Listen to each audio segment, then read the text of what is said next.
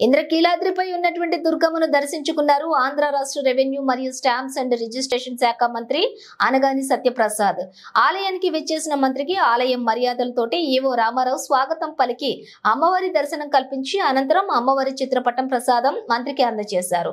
అనంతరం మంత్రి సత్యప్రసాద్ మాట్లాడుతూ గత ప్రభుత్వంలో అనేక స్కాములు జరిగాయని, రిజిస్ట్రేషన్ శాఖలో కూడా అనేక అవకతవకలకు వైసీపీ ప్రభుత్వం పాల్పడిందని, నేడు వాటి ప్రక్షాళనకు చంద్రబాబు ప్రభుత్వం కట్టుబడి ఉందని అన్నారు.